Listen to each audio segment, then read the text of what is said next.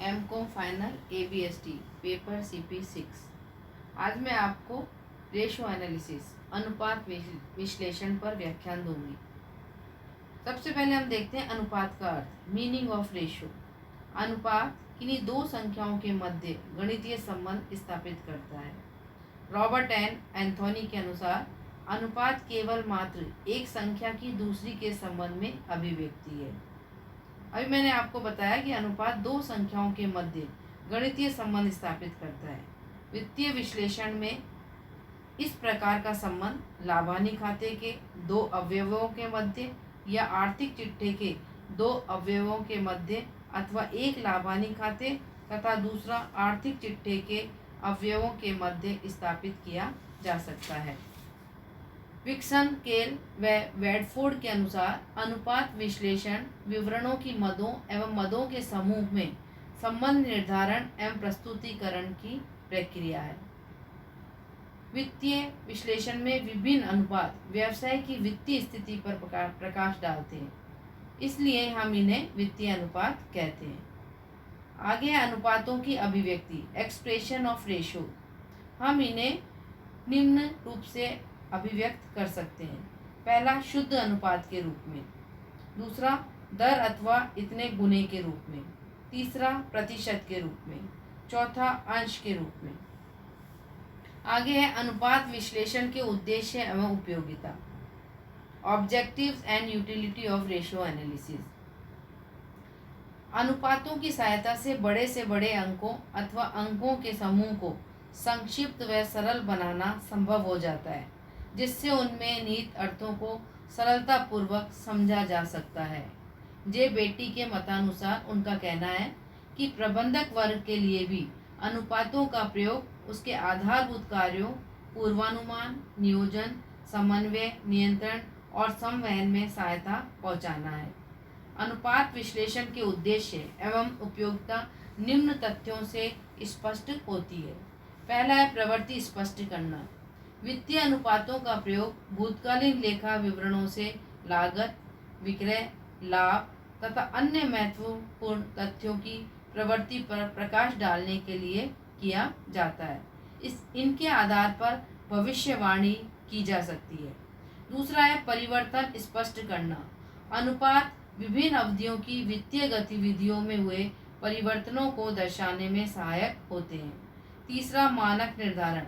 अनुपातों के माध्यम से संस्था की सामान्य कार्यकुशलता को ध्यान में रखते हुए संस्था की उचित गतिविधियों के मानक निर्धारित किए जा सकते हैं। चौथा, प्रभावी नियंत्रण। अनुपात विश्लेषण का प्रयोग संस्था के कार्य परिणामों तथा लागतों पर उचित नियंत्रण के लिए किया जाता है। पांचवा, कार्यकुशलता का मापन। अनुपात विश्लेषण का प्रयोग कार्यकुशलता के मापदंड के रूप में किया जाता है।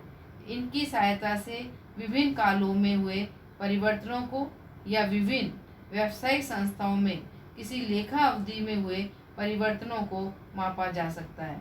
छठा, तरलता का ज्ञान। अनुपात अनेक प्रकार के होते हैं। इनमें तरल अनुपात बड़े महत्वपूर्ण होते हैं, जिनकी सहायता से फर्म अथवा फर्मों की तरलता की स्थिति की जानकारी की जा सकती है।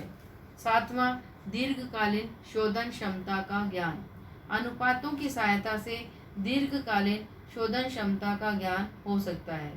अच्छी शोधन क्षमता वाली संस्थाएं सरलता से तथा निजी ब्याज दर पर दीर्घकालीन ऋण प्राप्त कर सकती हैं। आठवां, अंतः फर्म तुलना। एक उद्योग में अनेक फर्में लगी होती हैं। ये सभी फर्म समान कुशलता वाली नहीं होती हैं। उनकी कुशलता का तुलनात्मक अध्ययन अंतः फर्म अध्ययन द्वारा संभव होता है।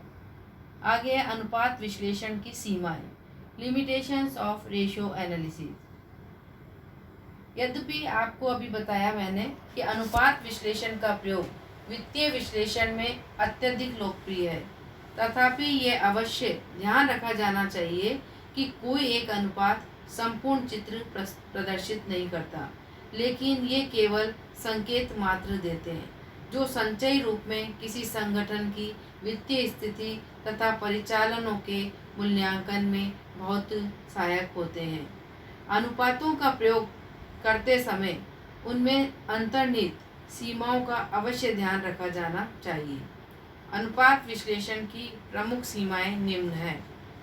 पहला, एक अकेले अनुपात का सीमित महत्व। केवल एक अनुपात किसी स्थिति का संपूर्ण चित्र प्रदर्शित नहीं करता। अतः अवलोकित समस्या से संबंधित सभी अनुपातों पर विचार किए बिना एक ही अनुपात के आधार पर निकाले गए निष्कर्ष स्थिति का भ्रामक चित्र यानी भ्रम पैदा करने वाले स्थिति को प्रस्तुत करते हैं। दूसरा, निर्वचन के लिए साधन मात्र। अनुपात विश्लेषण अपने आप में साध्य नहीं है, बल्कि यह निर्वचन के लिए साधन मात्र है। विश्लेषक को चाहिए कि वह निष्कर्ष निकालने से पूर्व संबंधित पहलुओं का पर्याप्त परीक्षण कर ले, अन्यथा भ्रामक निष्कर्ष प्राप्त हो सकते हैं। तीसरा, झूठे दिखावे से प्रभावित। वित्तीय विवरणों में कभी कभी कुछ झूठे दिखावे भी होते हैं, जिनका प्रभाव वित्तीय अनुपातों पर पड़ता है।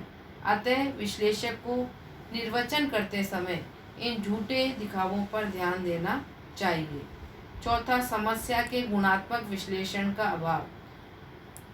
समस्या के गुणात्मक कारकों पर ध्यान नहीं दिया जाता इसमें, चाहे ये गुणात्मक तथ्य परिमाणात्मक कारकों से भी अधिक महत्वपूर्ण क्यों न हो। आपने अभी देखा कि इसमें कहने का मतलब है कि समस्या के गुणात्मक जो कारक हैं उन पर ध्यान नहीं दिया जाता है, चाहे ये गुणात्मक तथ्य अधिक महत्वपूर्ण क्यों नहीं हो।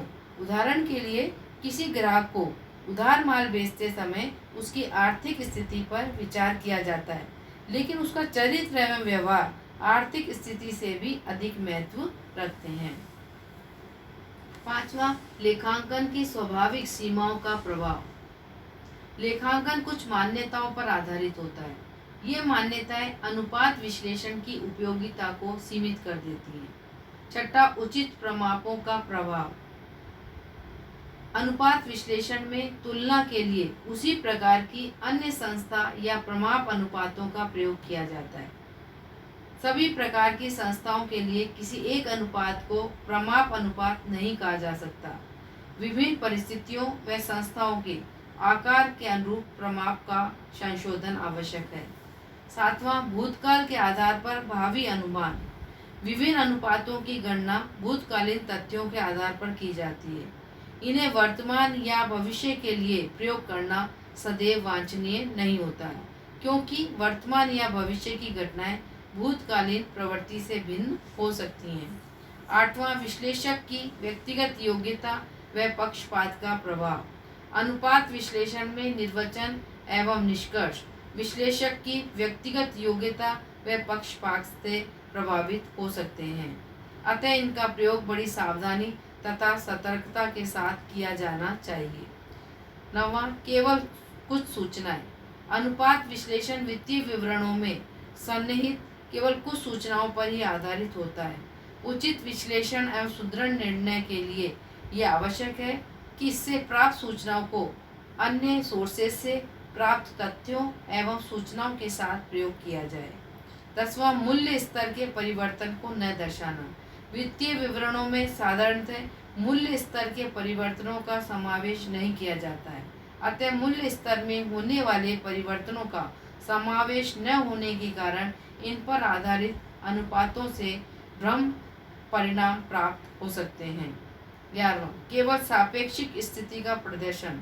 अनुपात केवल सापेक्षिक स्थिति का प्रदर्शन करते हैं, अतः अनुपातों को वास्तविक आंकड़ों का स्थापन नहीं समझना चाहिए।